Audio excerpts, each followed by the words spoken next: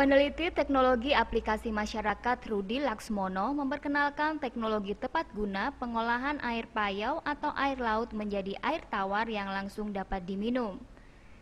Teknologi ini diperuntukkan pemanfaatan air laut di daerah pesisir sebagai air minum. Istimewanya dalam teknologi ini Rudi tidak menggunakan proses kimia, namun hanya mengandalkan kekuatan proses fisika. Dalam penjelasannya, Rudi mengatakan air laut dimasukkan ke dalam tabung filter gerabah.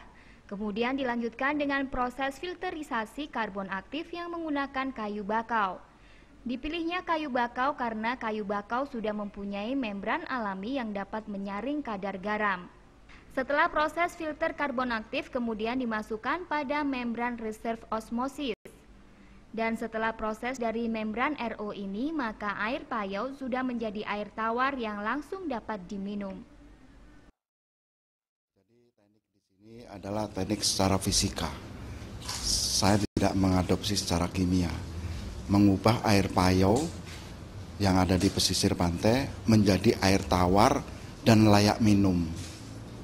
Jadi tahapannya melalui filtrasi menggunakan filter gerabah yang kita modifikasi, yang kedua menggunakan filter karbon aktif yang menggunakan kayu dari kayu bakau. Kenapa dari kayu bakau? Karena kayu bakau ini sudah mempunyai yang namanya natural membran alami yang bisa menyaring air. Dari hasil simulasi di depan 12 peserta kursus di Tristar didapat kadar zat terlarut pada air tawar yang sudah diolah menggunakan proses fisika ini hanya menunjukkan angka 23. Sedangkan air minum dalam kemasan zat terlarutnya masih 144. Rudi menjelaskan dari hasil simulasi ini jelas terlihat proses pengolahan dengan teknologi ini dapat memperkecil ion-ion yang membahayakan kesehatan. Dan standar air hasil olahan ini sesuai dengan Surat Keputusan Menteri Nomor 907 Tahun 2002. Langsung bisa diminum tanpa harus direbus, karena standar kualitas air minum salah satunya adalah yang dinamakan bakteri kuli gitu ya.